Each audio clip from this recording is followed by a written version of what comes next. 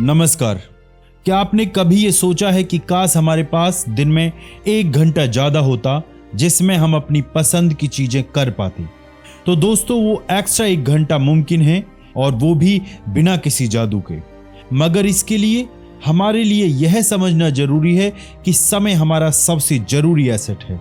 Time management का सबसे पहला उसूल है कि समय हमारा सबसे बड़ा एसेट है और वो कभी वापस नहीं आता। इस पर नजर रखने का एक अच्छा तरीका इसे टुकड़ों में बांटना है। जैसे एक दिन में 1440 मिनट्स होते हैं और इनमें से हर एक का सही इस्तेमाल होना चाहिए।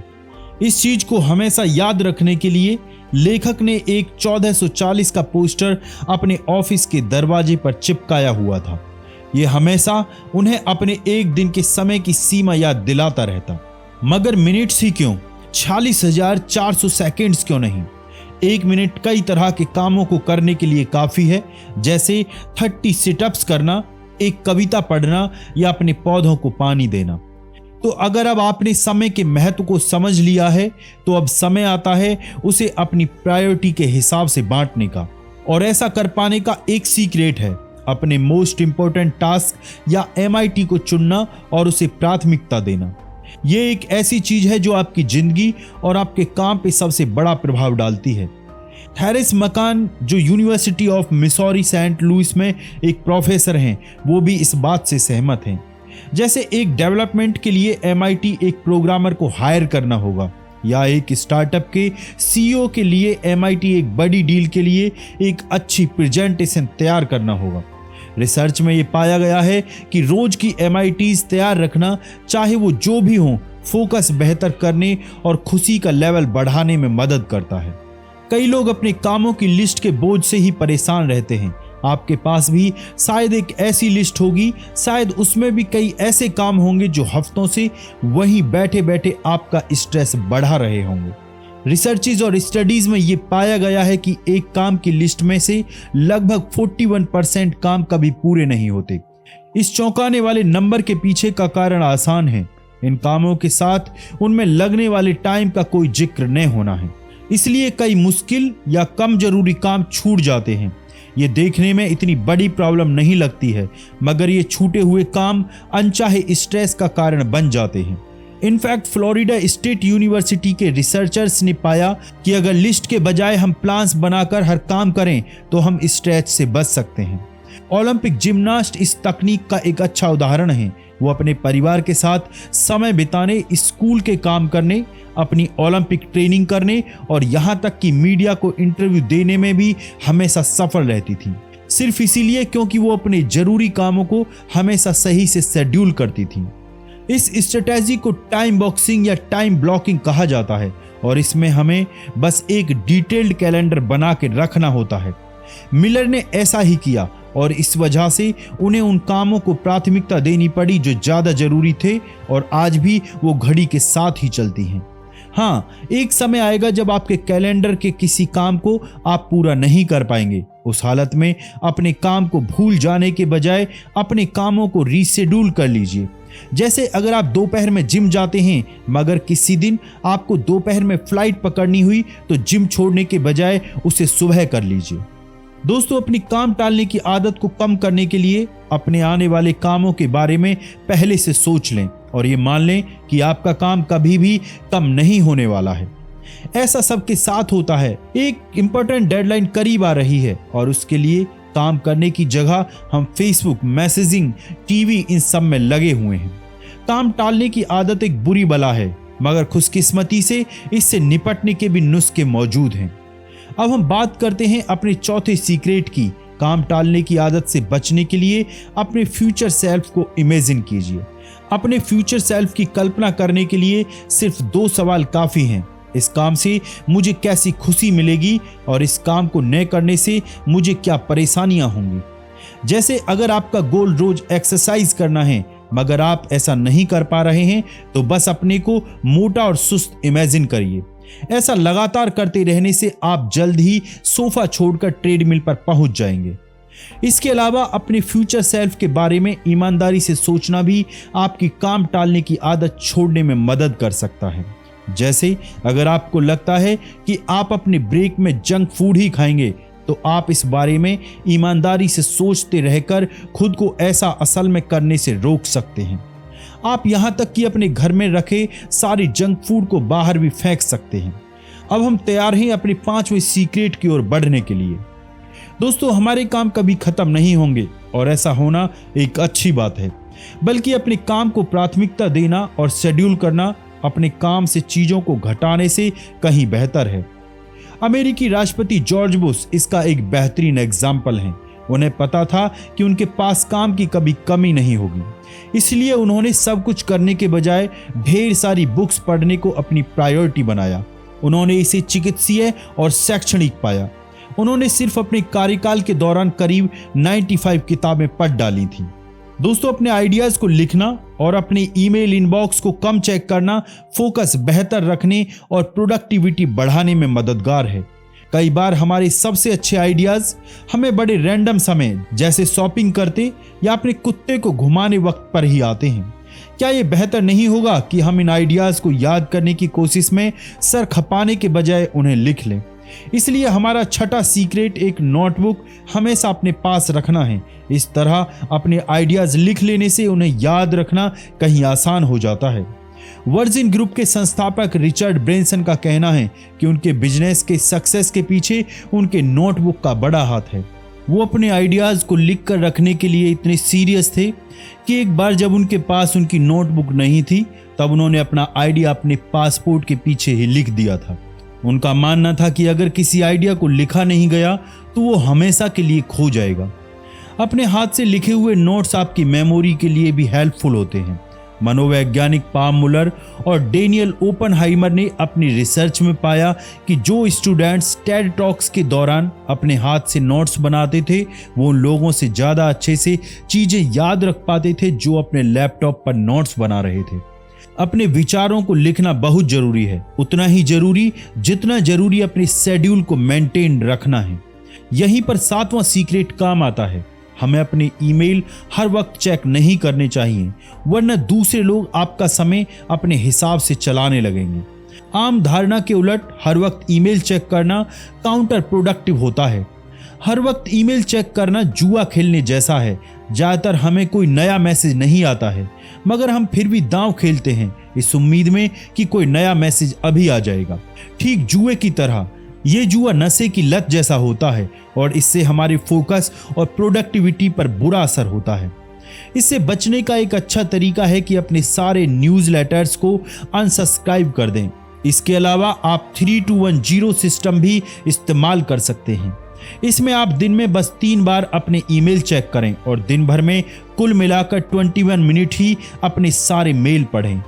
दोस्तों, अपने समय को अपना बनाएं, चीजों को मना करें। अगर आपने कभी ऑफिस में काम किया है तो आपको पता होगा कि ऑफिस मीटिंग्स कितनी बोरिंग होती हैं, मगर मीटिंग्स के साथ सिर्फ यही दिक्कत नहीं है। हमारा 8वां सीक्रेट यही है। ज्यादातर मीटिंग्स इनसफिशिएंट यानी अप्रभावी होती हैं और उनका इस्तेमाल बिल्कुल आखिर में करना चाहिए। बल्कि 2015 के एक सर्वे के अनुसार 35% लोगों ने कहा कि वीकली स्टेटस मीटिंग समय की बर्बादी है, और ये 2 वजहों से हैं। पहला, सारी मीटिंग्स में छोटी छोटी बातों पर समय ज्यादा बर्बाद किया जाता है, जो कि पार्किंसंस लॉ में भी बताया गया है। दूसरा, मीटिंग्स में आमतौर पर ज्यादा बोलने वालों का दबदबा रहता है, जो दूसरों को मीटिंग में कुछ भी कहने से रोकता है। ये कई बार जरूरी जानकारी के न पहुंच पाने की वजह भी बन जाता है। मगर मीटिंग करना बहुत जरूरी है तो लोगों से बैठकर बात करने के बजाय उनसे खड़े होकर मीटिंग करें। ये सुनने में अजीब लगेगा, मगर वाशिंगटन यूनिवर्सिटी के शोधकर्ताओं के अनुसार खड़े होकर की गई मीटिंग्स में तालमेल बेहतर होता है, आइडियाज से जुड़ाव कम होता है, लोगों के बीच एंगेजमेंट भी बेहतर होता है और प्रॉब्लम सॉल्विंग ज्यादा प्रभावी होती है। याहू की सीईओ मेरिसा मेयर एक और अच्छी टिप देती हैं। मीटिंग्स सिर्फ 5 से 10 मिनट के अंतराल की ही रखी जाए, जिससे एक हफ्ते में 70 मीटिंग्स तक रखी जा सकती हैं। अगर यही मीटिंग्स आधे घंटे की होती तो इतनी मीटिंग्स रख पाना पॉसिबल नहीं होता। दूसरे शब्दों में, मीटिंग का टाइम कंट्रोल करने से आप दूसरों को अपना टाइम लेने से रोक सकते हैं। ये एक जरूरी पॉइंट है, क्योंकि दूसरे हमेशा आपका टाइम लेने की कोशिश करेंगे। ये बात हमारे 9वें सीक्रेट के लिए याद रखना जरूरी है। अपने गोल्स को पाने के लिए दूसरों को ना कहना जरूरी है। अगर आप किसी काम को हाँ कहते हैं तो आपको किसी न किसी चीज को ना कहना ही पड़ता है। साथ ही साथ रिसर्च में ये पाया गया है कि लोगों को न कह सकने वाले लोग ज्यादा खुश और ऊर्जा से भरपूर होते हैं। दोस्तों 80/20 रूल और खुद से पूछे गए कुछ ईमानदार सवाल आपकी कार्य क्षमता और संतुष्टि को बढ़ा सकते हैं। अब तक आपने देखा कि कैसे हमें अपने कीमती समय का इस्तेमाल उन चीजों के लिए करना चाहिए जिनका असर सबसे ज्यादा होना है। इस गोल को अचीव करने में 10वां सीक्रेट हमारी मदद करता है। इसके अनुसार परेटो प्रिंसिपल का इस्तेमाल हम सक्सेस के शॉर्टकट के रूप में कर सकते हैं। दामासो परेटो ने यह पाया कि उनके बगीचे के सिर्फ 20% मटर के पौधे ही 80% अच्छे और स्वस्थ मटर पैदा कर रहे हैं। उन्होंने इस बात को एक जनरल प्रिंसिपल के रूप में डेवलप किया, जिसे हम आज परेटो के 80/20 रूल के नाम से जानते हैं। इसका इस्तेमाल कई जगहों पर किया जा सकता है। जैसे इस रूल का इस्तेमाल करके आप अपनी कंपनी के खराब कर्मचारियों को निकालकर बचे हुए लोगों पर फोकस कर सकते हैं, क्योंकि वो बचे हुए 20% लोग ही आपके 80% काम को करते हैं। ऐसा करने से आपकी कंपनी की कार्य क्षमता में एक अच्छा सुधार होगा। इसके अलावा आप अपने हफ्तों के शेड्यूल का विश्लेषण करके ये फैसला कर सकते हैं कि उस हफ्ते के सारे कामों में कौन सी 20% चीजें आपके ऊपर सबसे ज्यादा असर डाल रही थीं। दोस्तों 80/20 रूल के अलावा आप अपने सामने रखे कामों को भी उनके विश्लेषण की मदद से बेहतर कर सकते हैं। 11वां सीक्रेट इसी काम के लिए बनाया गया है। इसके मुताबिक अपने स्किल्स को जज करते रहने और उस हिसाब से अपने कामों को बांटते रहने से आपकी कार्य क्षमता बढ़ जाती है। हार्वर्ड बिजनेस रिव्यू में छपे एक एक्सपेरिमेंट को जो प्रोफेसर जॉर्डन चौहान ने किया था, इसका एक अच्छा उदाहरण है। इस एक्सपेरिमेंट के अनुसार करीब 43% एम्प्लॉइज अपने काम से नाखुश हैं। सिर्फ कुछ सिंपल सवाल पूछकर प्रोफेसर्स ने जरूरी काम को आसानी से पहचान लिया था, जिससे उन्होंने एक हफ्ते के करीब 8 घंटे एक्स्ट्रा बचाए थे।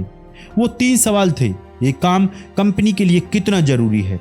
क्या ये काम कोई और कर सकता है? और अगर मेरे पास सिर्फ आधा ही टाइम होता तो मैं ये काम कैसे करता? दोस्तों हर दिन का एक थीम बनाना और कुछ छोटे कामों को तुरंत कर लेना कार्य क्षमता बढ़ा सकता है। अपने काम को ऐसे हिस्सों में बांट लो जो हर हफ्ते आता है और वो ज्यादा इफेक्टिव हो जाता है। इसका एक अच्छा एग्जाम्पल जैक डॉर्से से आता है, जो ट्विटर के सह संस्थापक और स्क्वायर के सीईओ हैं। उनका कहना है कि उनकी सक्सेस के पीछे हर दिन को एक थीम बना लेने का बड़ा हाथ है।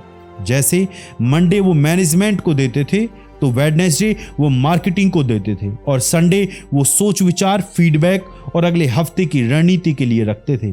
हम एंटरप्रेन्योर कोच डैन सिलीवन का उदाहरण भी ले सकते हैं। उनके अनुसार अपने हफ्ते को 3 तरह के दिनों में बांटना फोकस बनाए रखने में मदद करता है।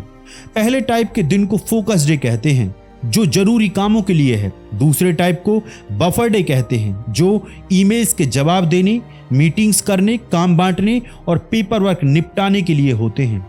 तीसरे टाइप के दिन फ्री डे होते हैं, जिस दिन कोई काम नहीं किया जाता। ऐसे दिनों को घर, छुट्टी और चैरिटी जैसे कामों के लिए रखा जाता है। अपनी कार्य क्षमता को बनाए रखने का एक आसान तरीका अपने छोटे कामों को तुरंत करना है। यह हमारा 13वां सीक्रेट है। आपको अपने उन कामों को तुरंत कर लेना चाहिए जिन्हें करने में सिर्फ 5 मिनट या उससे कम ही लगते हैं। इसका एक एग्जाम्पल लेखक की लाइफ से ही आता है।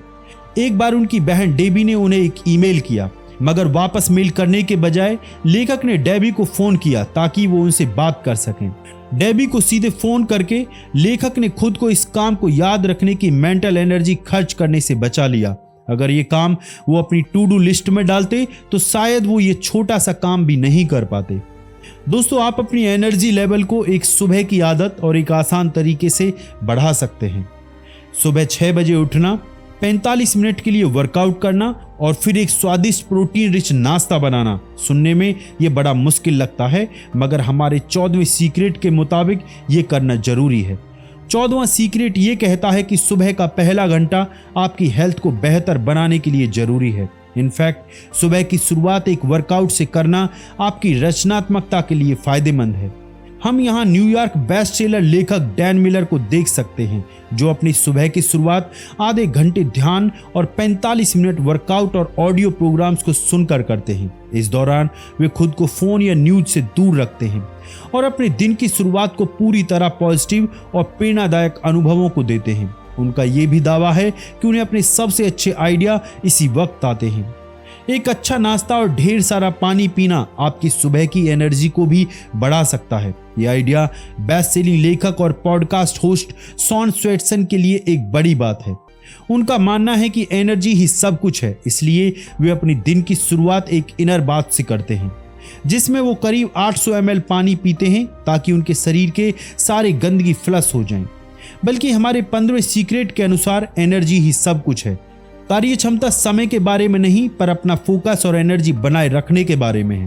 फ्रांसिस्को ने एक तकनीक बनाई थी जिसका नाम पोमोडोरो तकनीक है। उनके इस अप्रोच में हम किसी एक काम पे 25 मिनट का फोकस करते हैं और फिर 5 मिनट का ब्रेक लेते हैं, जिसके बाद हम उस काम पर वापस लग जाते हैं। लेखक मोनिका ने इस तकनीक की मदद ली जब उन्हें लगने लगा कि उनके पास दिन में बिल्कुल भी समय नहीं बचता, तो पोमोडोरो की मदद से उन्होंने अपने दिन भर की एनर्जी को मैनेज करना सीखा और पूरे दिन अपनी एनर्जी बनाए रखने में सफलता हासिल की। दोस्तों, वक्त है इस बुक समरी के कंक्लूजन का। सक्सेसफुल लोग अपने समय को अपना सबसे बड़ा एसेट मानते हैं। उनके सबसे अच्छे लाइफ हैक्स अपने कामों को प्राथमिकता देने से लेकर अपनी एनर्जी फोकस्ड रखने तक को आप भी अपनी जिंदगी में उतारकर अपने समय का सबसे अच्छा इस्तेमाल कर सकते हैं। अपना एक मॉर्निंग रूटीन जरूर बनाएं। अपना मॉर्निंग रूटीन बनाने वक्त सक्सेस कोच हैल एलरेड के सेवर्स का इस्तेमाल करें। एस यानी साइलेंस, ग्रेटिट्यूड और मेडिटेशन के लिए। ए यानी अफर्मेशंस, अपने गोल्स और प्राथमिकताओं का। वी यानी विजुअलाइजेशन, अपने आइडियल लाइफ का। ई यानी एक्सरसाइज। आर यानी रीडिंग और आखिरी एस यानी स्क्राइबिंग, अपनी नोटबुक में लिखना। दोस्तों, आपको ये बुक समरी कैसी लगी कमेंट्स बॉक्स में जरूर बताएं और इसी तरह की ऑडियो बुक समरीज के लिए इस चैनल को लाइक करें, सब्सक्राइब करें एंड शेयर करें। बहुत बहुत धन्यवाद। खुश रहिए।